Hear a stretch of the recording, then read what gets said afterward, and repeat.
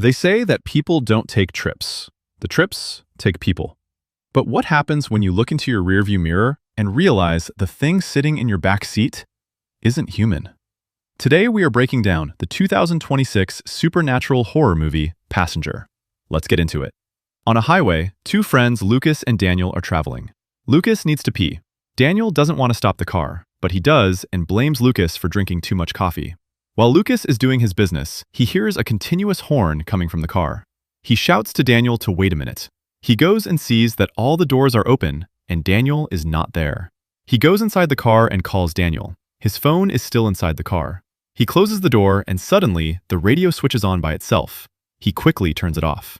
Then Daniel drops onto the car hood. He asks for help. Then he is pulled back and gets dropped behind the car. Lucas goes to him and sees that his friend is dead. He runs towards the car. He sees a person standing on the road. In a hurry, he tries to start the engine. The person is now standing right in front of his car.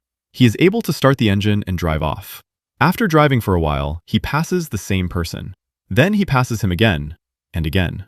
Then the person is somehow sitting in the passenger seat, screaming at him. Then we cut to Maddie, who sold her furniture to go on an adventure with her boyfriend Tyler. He bought a new RV to live a life like nomads.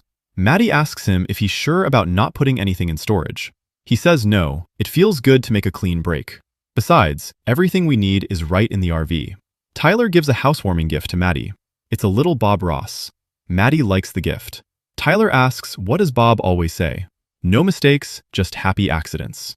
Maddie says, how about no accidents as well? They place the Bob on the dashboard. Maddie turns on her GPS device. Tyler says they won't need it though because he got something better. A medallion of St. Christopher, patron saint of travelers. His family always drove with one of these. He's gonna keep us safe. Maddie says that she's going to stick with her GPS. 6 weeks later, they are having a brief stop near a beach. Tyler asks Maddie if she's ready to go. She says she wants to go to a local barbecue spot. Tyler says they are running tight and have reservations at 6 for the hot springs. Maddie insists again, and this time he agrees. Later, they are stuck in traffic. Maddie is on the phone with the venue management and says she and Tyler are just 30 minutes away. But the management can't hold the reservations. Maddie tries to cheer Tyler, saying this isn't the last hot springs. He says that everything else is booked, and now he needs to find a plan C. That evening, they are camped on the residential streets. Tyler opens a wine bottle and shares a drink with Maddie. Then he brings out some rose petals from a hat. He switches on the lights he had set up in the RV. He proposes to Maddie right there. He says he had everything planned, which was way more beautiful than this at Hot Springs. Before Maddie can answer, a person from the neighborhood watch asks them to go before he calls the police. Camping isn't allowed on residential streets. Before they go, Maddie says yes to Tyler's proposal, and they share a kiss. On the road, Tyler suggests they should look for a hotel. Maddie checks on her phone and says there's one about an hour from here. He says, book it. Then, Maddie says she should drive now. Tyler must be tired. He says, no, you're looking at a road warrior. Then, after a while, we see Tyler sleeping and Maddie driving. Maddie is looking at the ring. She doesn't look happy. A car comes up honking. It's the same car we saw in the beginning of the movie. Lucas is driving and asking for help. Maddie gets irritated with the honking and thinks he's asking her to let him pass. She signals him to pass. Tyler wakes up and says her road rage woke him up. Lucas drove off at speed. After a while, they notice the same car crashed into the trees. They stop to help. Tyler quickly calls 911 and informs them about the crash and shares his location. Maddie notices Lucas trying to come out of the car. She goes out to help. Suddenly, something pulls Lucas back into the car. Tyler comes out as well. She tells him that something pulled him back. Tyler goes to check but says it's just Lucas in the car. Tyler sits in the passenger seat and asks Lucas to relax. Lucas asks for his help. Then, the airbag opens with full force, breaking Lucas's neck. Tyler tells Maddie not to come in there. She notices the 3 scratches on the car. Then, she hears a sound from the woods. She turns to look. There's a person standing far from the RV. Then, he disappears. She mentions this to Tyler, but he doesn't see anyone. When the cops arrive, Tyler asks Maddie to go wait in the RV while he explains what happened. Maddie feels like someone is in the RV. When Tyler arrives, there's no one there. In the motel, Maddie is looking at the dashcam footage, but it is corrupted. Tyler asks her to give it a rest. Then, he suggests going to a van life meetup tomorrow. Maddie laughs and says, not on the road. Who even are you? He says he's her fiancé.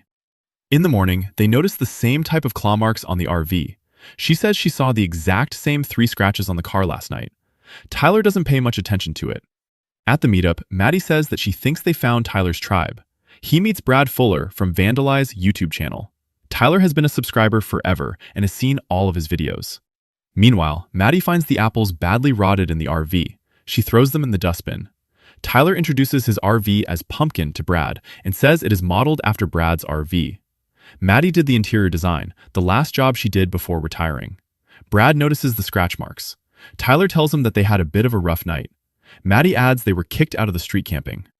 Brad suggests parking in a 24-hour gym. They're your friends, and they've got hot showers too.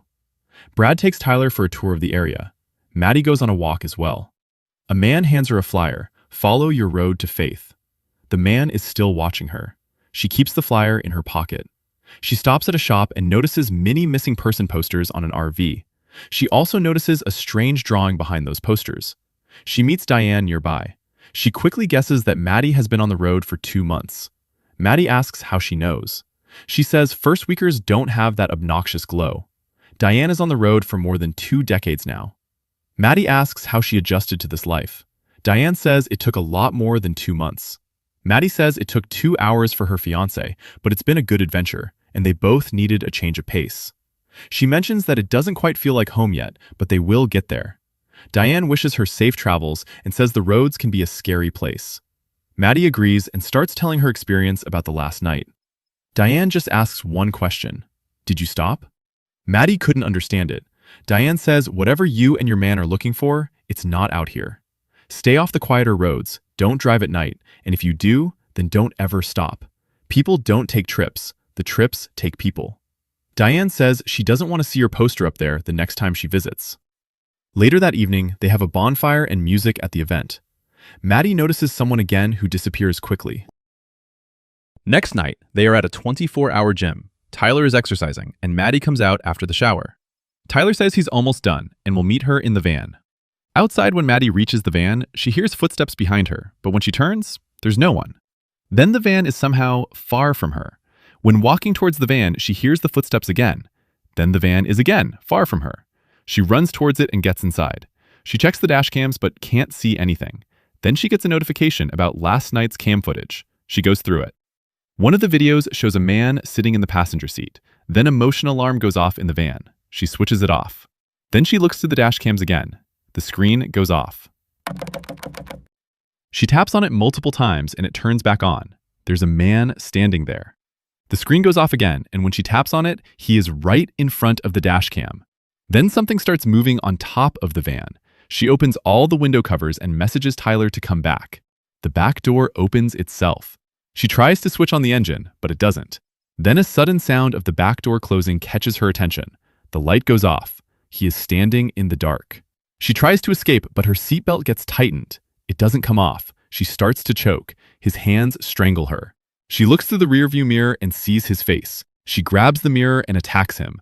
The locket burns on his hand. She comes out of the van. Tyler comes back running and asks what happened. She says someone is in the van. Tyler goes to look. Maddie notices the burnt locket. Tyler says there's no one inside the van. She says there was someone. She grabs the tablet to show him the dash cam footage. Tyler says it doesn't record if the van isn't moving. She says he was here. He was also there in that guy's car. She grabs her phone to prove it, but the footage now doesn't show anyone in the passenger seat. Tyler says he believes her. Next morning, Maddie, looking at birds, says, "Mistakes in life? Just make them birds." Something Bob Ross used to say. Tyler asks her about Bob being her happy place. She says that no matter which foster home she lived in, the only constant thing was Bob. On the other hand, Tyler wanted to move out of the house. He says having both parents under the same roof doesn't make it a home. People get trapped living the lives they don't want to. But this van, this life, and Maddie are his escape. She looks at him with no response. They stop at the store to do some shopping. Maddie notices a book called Haunting Highways of America. She opens a page with the heading, The Hobo Code. There are some symbols which people used to follow when they were traveling to stay safe. She finds the 3 scratches symbol as well. It's a symbol to warn other travelers that danger was close. Those who come across this mark would know to watch out and flee quickly. They go back to the van and get on the road. At night, they camp out in the woods. Maddie is reading that book and checking more about it on the internet. She finds there have been many accidents and almost all vehicles have the same 3 scratch marks.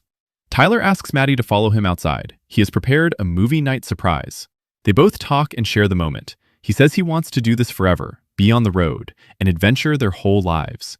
Maddie says that they will eventually get back to reality. Then he shares that he got a call from his old boss and he wants to rehire him, even give him remote work. Maddie says, great. He understands that she isn't too excited to hear it. Maddie says that this isn't sustainable, every night finding a safe place to sleep. He asks what happened. She says she loves him, but she doesn't love this life. She has been moved all her life from one foster home to another, and she never had a home like Tyler had.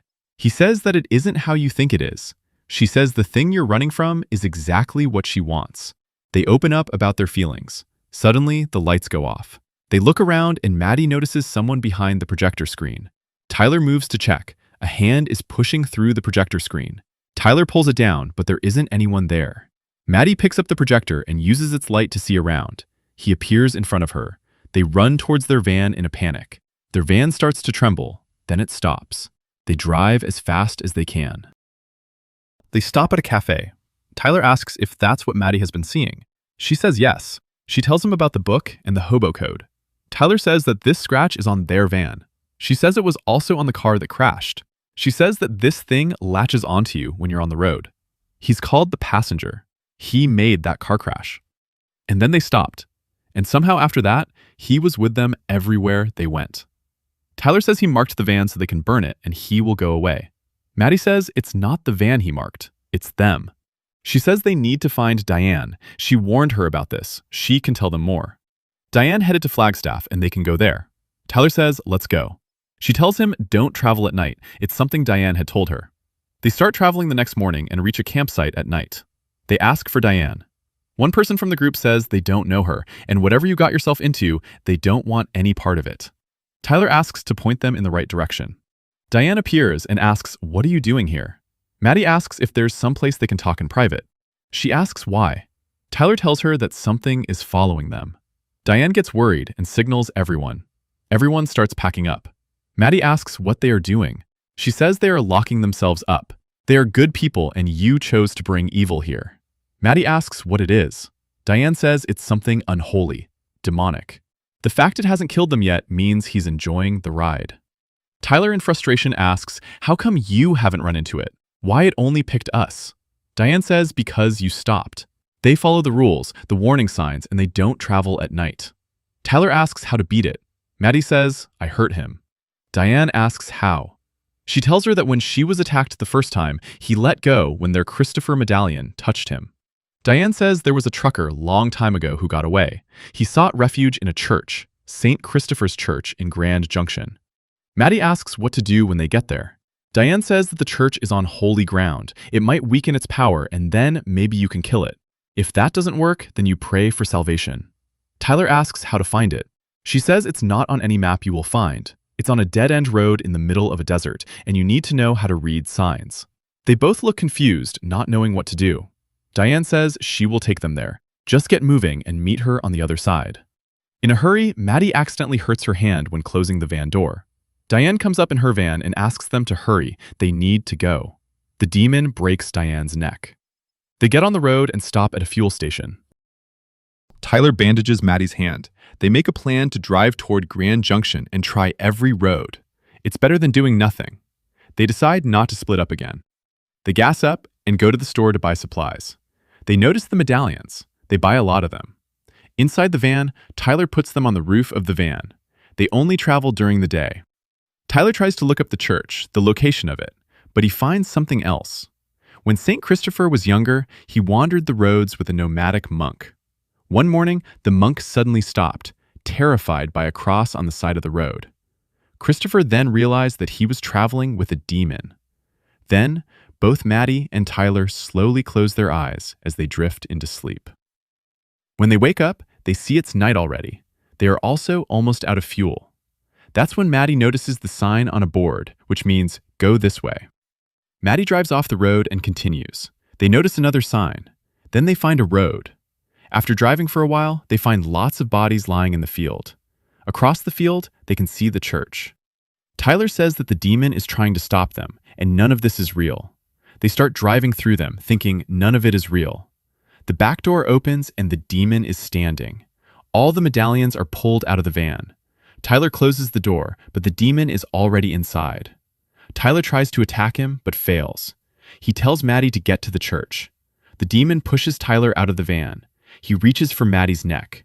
Maddie hits the brake, and the force pushes the demon out of the van onto holy ground. He starts to burn. Maddie doesn't wait and drives through him, taking him inside the church against the St. Christopher statue. The demon burns more. She pulls the van back and accelerates it again.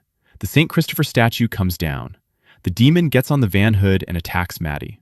She dodges and notices St. Christopher's walking staff pointing horizontally. She pulls the van back again and accelerates it, making the walking staff plunge into the demon. He dies and burns, making the church burn too. Tyler finds Maddie and takes her outside. They rest. Tyler says they lost everything. She says not everything. Tyler says he knew she would save Bob. Then she shows him the ring. Tyler says that's not Bob. Tyler puts the ring on her finger. She hears a police siren in the distance. Tyler says he hit the SOS button on the GPS they had. Tyler says he's thinking of buying a house in a gated community, getting a guard dog, ordering takeout every night, and never leaving. And the movie ends. The Passenger, 2026, is a gripping, high-octane supernatural thriller that masterfully transforms the modern romance of van life into a relentless, claustrophobic highway nightmare.